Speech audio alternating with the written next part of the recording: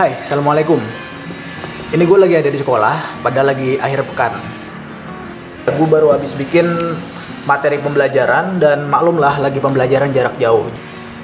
Ya sebenarnya kayak gitu tuh bisa aja sih bikin di rumah, cuma kadang-kadang ambience-nya itu nggak bisa lu kendaliin. Ya entah itu tiba-tiba ada pedagang lewat, ada kucing berantem, ada ayam, ada anak-anak yang lagi bercanda, dan itu pasti kan suaranya masuk ke dalam rekaman lu. Tapi ternyata pas waktu gue nyampe di sekolah, ya keadaannya nggak terlalu jauh berbeda. Soalnya di sini lagi ada renovasi masjid. Ya doain aja lah masjidnya cepet jadi. Oh ya, seperti yang gue bilang pada video sebelumnya, jadi gue mau nyari buku dan ada dua tempat yang pengen gue kunjungi. Yang pertama itu ada Kuitang dan yang satu lagi ada toko buku modern di mall mana aja lah. Gue bisa-bisa aja berangkat pas waktu hari kerja gitu, pulang sekolah dan nunggu asar dulu, berangkat jam 3 lewat lah kira-kira. Cuma gue merasa kayak nggak bakal keburu aja. Ya gue nggak menjamin apakah di sana kalau gue berangkat dari sini jam 3 lewat, apakah di sana toko bukunya masih buka. Jadi mendingan gue ngambil hari yang aman aja lah, akhir pekan. Oke lah, daripada kelamaan, jadi langsung aja kita berangkat. Targetnya sih hari ini ke Kuitang. Ya kalau semisalnya keburu, kedua tempat sekaligus. Jadi yuk kita berangkat ke Kuitang.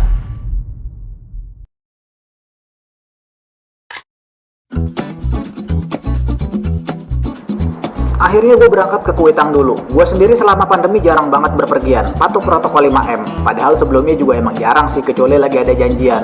Terus karena udah lama, gue masih menganggap kalau berpergian ke daerah Jakarta Pusat itu pasti erat kaitannya sama polusi, macet, dan juga panas. Tapi ternyata gue salah. Keadaan ketika pandemi itu jalanan jadi jauh lebih lancar dari hari-hari ketika sebelum pandemi. Mungkin buat lo yang udah terbiasa ke daerah Jakarta Pusat belakangan ini nggak terlalu ngerasain perbedaannya. Tapi gue yang udah lama nggak kesini-sini merasa antara Jakarta setahun yang lalu dan saat ini bener-bener jauh bedanya.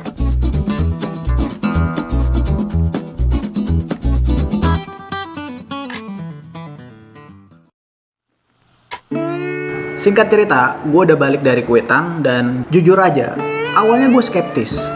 Karena dulu sempat datang ke toko buku bekas dan yang gue lihat di sana itu ya tumpukan buku yang udah pada rusak, sampulnya juga udah pada jelek dan juga halaman-halamannya yang udah pada hilang. Tapi ketika kemarin gue sampai di Kuitang, di sana banyak banget buku-buku yang masih bagus. Bahkan kalau menurut gue itu buku baru kayaknya. Karena gue lihat kertasnya aja masih putih, bersih gitu. Kan kalau buku lama kelihatan ya kertasnya tuh udah pada kuning, bahkan udah ada yang berjamur. Pas waktu gue tanya, ya ini rata-rata buku terbitan tahun 2000 sampai dengan 2015 yang udah nggak lagi dipajang di toko buku modern. Ya kan kita tahu ya, kalau misalnya toko buku modern itu kan harus selalu terbarukan dan stok buku lama yang nggak terjual itu kan secara otomatis pastinya disimpan di gudang. Dan kalau misalnya terus-terusan disimpan di gudang juga lama-lama gudangnya penuh, sehingga akhirnya didistribusikanlah ke toko buku bekas gitu. Ya lu bisa bayangkan dong kalau misalnya toko buku modern itu menyediakan hampir semua koleksi bukunya dia dari tahun 2000 sampai dengan sekarang, otomatis ukuran toko bukunya juga pasti bakal nyaingin perpusnas kali. Jadi kalau lo mau nyari koleksi buku yang lengkap, kondisinya masih bagus dan juga harganya yang miring, lu datang aja ke Kuitang. Di sana ada banyak banget koleksi buku dan terbilang lengkap sih kalau menurut gua. Oh ya, setelah gue banyak ngobrol sama penjualnya, ternyata di sana itu terbagi jadi dua tempat, di bagian yang luar pasar, di emperannya, dan juga di bagian yang di dalam pasar. Pas waktu gue tanya, kenapa bisa jadi ada dua? Ya memang itu kebijakan sih. Ternyata antara yang jualan di emperan dan yang jualan di dalam pasar itu masih satu owner. Loh, kenapa harus jualan di emperan kalau semisalnya udah punya tempat yang bagus di dalam pasar? Jawabannya satu, karena ngejemput bola. Kebanyakan pembeli kalau semisalnya udah mendapatkan apa yang dia cari di luar pasar, ngapain masuk-masuk ke dalam pasar? Simpelnya kan kayak gitu. Setelah gue banyak ngobrol, gue malah nggak mau ke dalam pasarnya. Kenapa? Karena ternyata di sana koleksi bukunya tuh lebih lengkap. Gue ngeliat koleksi buku banyak dan nggak bisa kebeli itu rasanya kayak gimana gitu. Dan gue juga sadar kalau gue punya dua destinasi. Satu destinasi lagi ya di toko buku modern gitu. Jadi ya langsung aja ketika gue udah dapat nih satu buku yang menurut gue pengen gue beli di toko buku Kuitang, ya udah langsung aja gue bergegas ke destinasi yang selanjutnya. Gue memutuskan untuk pergi ke toko buku itu sekitar 2 bulan sekali, dan itu menjadi hal yang rutin. Toko buku modern biasanya bisa ngelihat tren literasi yang lagi ada di sekitar kita. Baru masuk aja itu udah langsung disuguhkan sama banyak banget buku-buku bestseller dan juga buku-buku pembahasan soal-soal ujian. Ya di sini berarti gue bisa ngambil kesimpulan tren literasi yang ada saat ini yaitu tentang pembahasan soal-soal ujian masuk perguruan tinggi atau ujian akhir sekolah. Selain itu pada bagian bestseller itu ada buku-buku tentang pengembangan diri dan juga novel-novel. Tapi di bestseller kali ini tuh udah mulai banyak nih yang membahas tentang bagaimana cara bijak untuk mengelola media sosial. Nah, ada satu fakta yang menurut gue cukup unik, itu selalu ada buku yang segelnya udah dibuka. Padahal namanya toko buku modern itu kan pasti menjual buku-buku baru.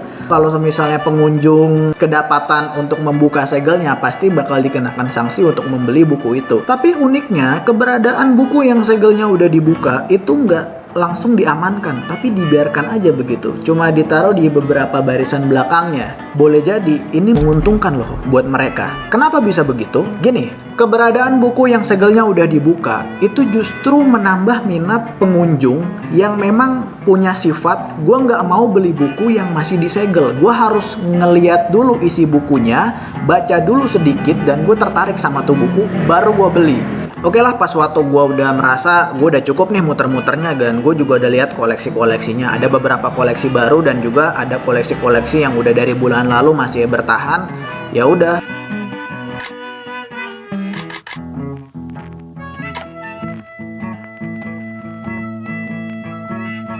Oke, intinya gue habis beli buku langsung balik. Gue dapat 3 item. Yang pertama, filsafat ilmu.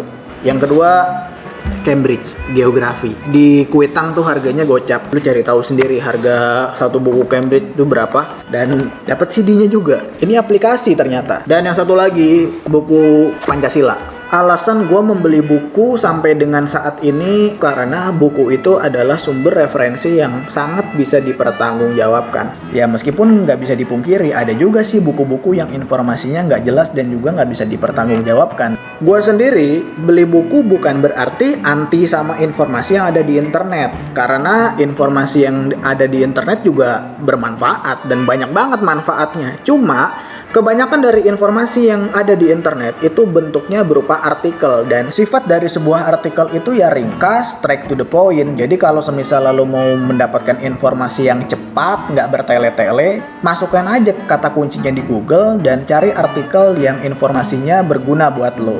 Tapi kalau semisalnya informasi yang butuh secara mendalam, semisalnya seperti ideologi Pancasila, strategi pembelajaran, falsafah pendidikan, kemudian mazhab politik, sistem ekonomi, bahkan sampai perang Timur Tengah, itu kayaknya lu harus butuh pendapat para ahli yang lebih mendalam. Apakah dengan gue membeli buku, gue menganggap bahwa informasi yang ada di internet itu tidak bisa dipertanggungjawabkan? Ya jawabannya enggak juga. Tergantung dari sumbernya. Karena informasi di internet itu juga banyak yang kredibel. Ya internet kan menyediakan juga buku elektronik dan juga jurnal, serta artikel-artikel ilmiah yang ditulis oleh para ahli. Jadi gue pikir bahwa untuk dipertanggungjawabkan atau tidaknya sebuah informasi, ya kita pintar-pintar aja sih nyarinya. Terus juga ada pertanyaan, apakah kemudian buku itu lebih menginspirasi dari internet? Ngomongin inspirasi itu malah cakupannya lebih luas lagi. Kita bisa aja terinspirasi dari jurnal, artikel, seminar. Bahkan kita cari video di internet dan lu juga mungkin bisa aja terinspirasi dari video ini. Tapi nggak tahu juga sih. Kalau coba kita perhatikan, keberadaan buku-buku bagus di toko buku bekas itu mengindikasikan bahwa orang-orang tuh udah nggak lagi beli buku. Dan kita udah masuk ke era paperless. Apakah itu berarti orang-orang jadi malas menggali informasi? Jawabannya enggak. Cuma bentuk informasinya aja berubah. Dulu orang membaca berita dari koran, mendapatkan berita dari masyarakat atau dari siaran radio. Ya sekarang udah berubah bentuk, bisa media televisi, bisa media sosial, atau portal berita. Jadi menurut gua rasa keingintahuan orang itu nggak berubah, cuma media informasinya aja yang berubah. Lantas bagaimana dengan nasib para penjual buku bekas? Pastinya selain harus melawan ketersediaan informasi di internet, mereka juga harus bersaing melawan para e-commerce yang menjual buku-buku bekas di online. Pada akhirnya eksistensi mereka juga terancam. Tapi gue yakin akan selalu ada orang yang berminat sama buku karena umur buku itu lebih panjang. Itulah alasan kenapa pada zaman Khulafaur Rasyidin ya para sahabat Nabi memutuskan untuk membukukan Al-Quran. Ya ingatan manusia itu terbatas. Kalaupun ingatan manusia itu bisa awet sampai akhir hayatnya, ya umur manusianya terbatas. Oke, dari gua kurang lebihnya mohon maaf. Terima kasih sudah menonton dan sampai jumpa pada konten selanjutnya. Wassalamualaikum. Bang, datang.